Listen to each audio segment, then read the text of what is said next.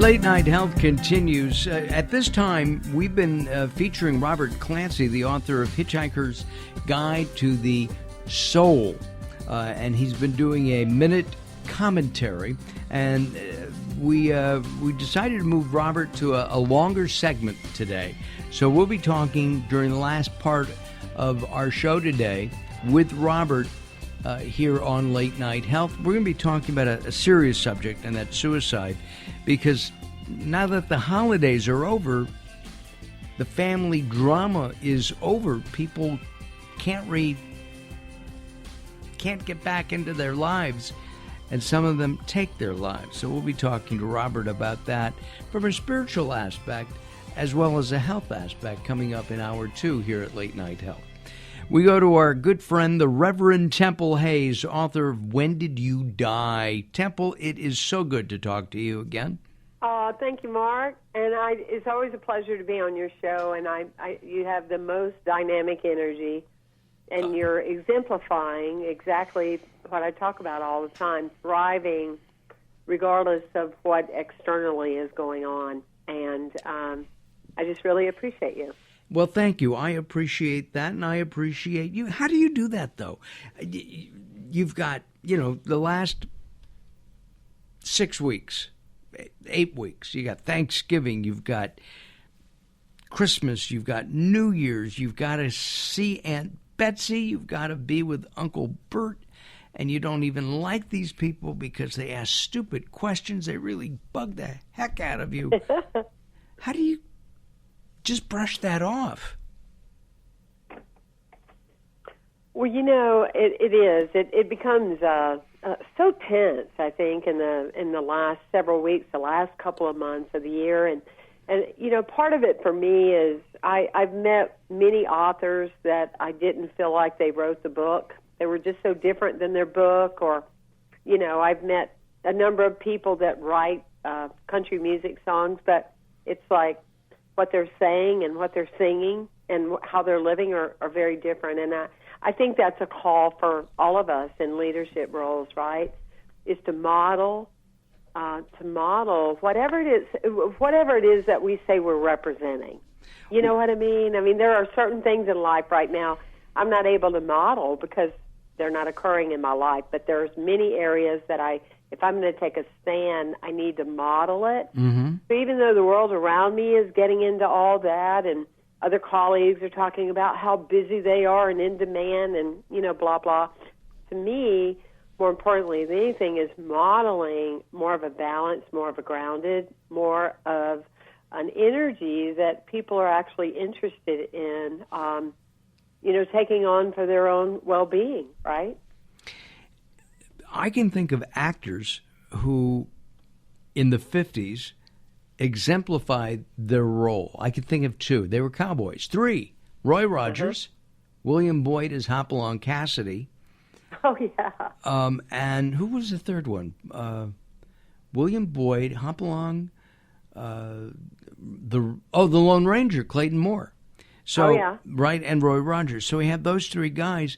And William Boyd was he was a hard-hitting, hard-living guy until he became Hopalong Cassidy. And he decided that he was a role model.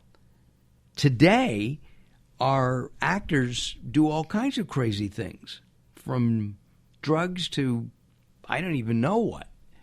Right. Uh-huh. They're not models, yet their right. appeal is to kids or millennials. How do we rectify that as the audience in our own mind, do you think? Yeah, I guess, I guess that's the conversation that individually, those of us that are being conscious of where life is for us, is to be aware in everyday life, what our walk looks like. What are we doing? What are we reacting to? Or how are we responding? Et cetera.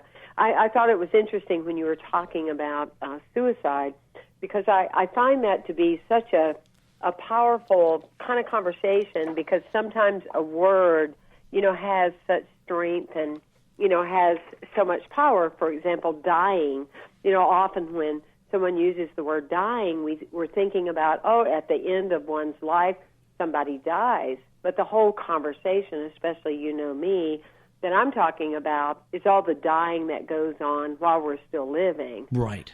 Lack of showing up, lack of interest, or participation at a level that's not really a life that we could have on many different levels. But suicide is another one of those words, because people think of suicide as somebody took their own life. On the other hand, there's a slower type of suicide, and that's people that never really lived their life. So and that's what you're that's really what you're all about. Right. It's that part of suicide. But on the other hand, I used to say in my own unconscious addiction, and I participated at all levels that I could to not feel, not experience, but I used to say, I can't imagine anybody taking their own life. I just can't imagine it. And well, I still can't. But yet, I would drive down the road, wrong side of the road, tanked, so drunk that, well, I was living another type of suicide, right? Right. And you talk about your addiction. You were addicted, you're a recovering alcoholic. Did you use drugs as well? 28 years. Did you use drugs as well, or just alcohol? Well, I kind of played with drugs, but I was too afraid I'd hurt myself with drugs. So, again, that's the insanity, right? I was afraid I'd hurt myself with drugs, but I hit a transfer truck going 65 miles an hour that flipped me over to the other side of the interstate. So, And did that flip you over to saying, "Oh boy, I gotta sober up"? No. Oh. Not then. No, not then. But I did remember it, and it took about, let's see, probably a couple more years, All my guardian angels asked for, reassignment, relocation. And Clarence all that. left you. And I can laugh about it today. I can laugh about it, which underneath would be the crying about it, because I'm just grateful to be alive. And I think that, often, I was talking about this yesterday, is that the law of life is always working. What people don't realize is when they say life isn't working and what they had hoped for isn't working and this isn't working, what they don't understand is life and law is working for them by not working, because that's what they pray every day. It's not working. It's not working out. It's not happening. It's not occurring. And so that's what they have more of. That's what they see more of. That's what there's something we've talked about on the show, law of attraction, yeah. Right? And you get what you think. So if you're upset about something, you're going to get more upset in your life, rather than saying, "Hey, hold on a second. I want those persimmons that are at the top of the tree." Right. Yes, you get what you think, but the other element is also that your thinking aligns with how you feel. So those two have to learn over time to go in the same direction. It's kind of like trying to drive a car with 3 wheels instead of 4. You have to have that feeling capacity or that sense of believability to kind of go along with the thinking. Otherwise, it's just glorified knowing, which doesn't really translate into manifestation or demonstration or activity, that's for sure. The hardship is often for real change, we have to meet change at such a higher vibration than what we're dreading, what we've been dreading or what we're trying to walk away from. It's like I was saying yesterday, with bringing in the new year, there are things we need to let go of if we want to achieve our goals or better relationships, or for every hello, there's some sense of goodbye. Right, Mark? Absolutely. And so I was saying that if we try to let go of something because we dread it or we want to get rid of it, that's such a negative vibration other than I'm going to let go of it because I feel complete with it. I'm going to let go of it because I feel like been there, done that, had enough. When there's the attachment of a dread or an energy with it, we tend to then draw in something new and different, but ultimately it's that same energy of result that we get. Our guest, the author of When Did You Die, Temple-Hays, frequent guest here on Late Night Health. She's a reverend.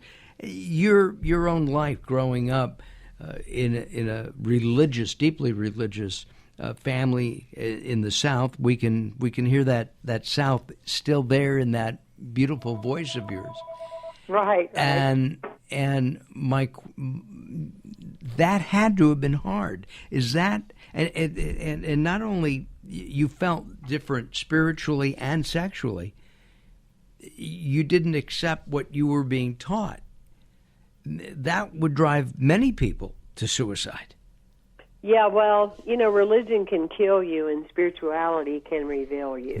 From a reverend. That, at the end of the day, that's, religion is a box created by human beings, whereas spirituality is a connection that inwardly we allow to happen. You're so right. I mean, it was really horrific. It absolutely was, because when you're told at 13 you're not going to see your family in heaven, 13, 14, you're still trying to figure out how to get a driver's permit. The concept of the afterlife at the moment doesn't seem that relevant, but yet it can be very discounting when somebody tells you that you aren't going to go where everybody else is going. It's like, wow. That's a lot to take in, for sure. No, absolutely it is. And I think that looking at the overall way that mainstream people are taught, for the most part, people just accept it. But then there are people who are different, who march to different beats, different drums. Would you say that would be a good description of Temple-Hays? Oh, yeah, I would say that's probably the only reason that I am alive is I chose to march to a different drum. And we have become a robotic society. A large percentage of people are robotic, and they're trained from early on, from the time in elementary school that we're told to jump under the desk because we're doing, some kind of program about the bomb or the terror, the something that's happening against us, and when we come back, When we come back, Temple, I want to talk about letting go, because I think that's one of the hardest things for me to do, and I've been reading a lot, and I understand that's hard for other people. Let me just talk about something real quick, and that is hypertension or high blood pressure affects 1 out of 3 of us and is the leading cause of heart disease.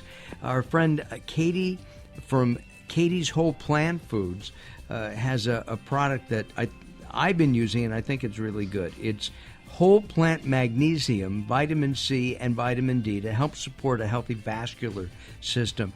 Go to energyessentials.com. That's energyessentials.com, and take a look at it. All right, Hays and I will be back.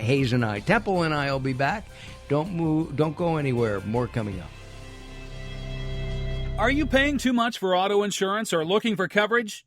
Do you know which insurance company has the lowest rates? Call 800-708-5063 now, and instead of searching through hundreds of insurance companies, let us do the work for you and match you with the one company that meets your auto insurance needs. Best of all, our service is free. Did you know that you should be shopping for new rates every year?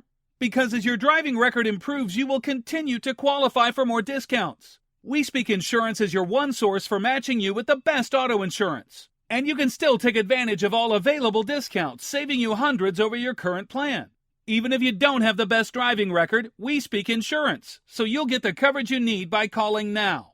800-708-5063. 800-708-5063. That's 800-708-5063. 800-708-5063. Do you owe the IRS? Do you have unfiled tax returns? Have you received a wage garnishment or bank levy? Maybe a lien has been filed against you.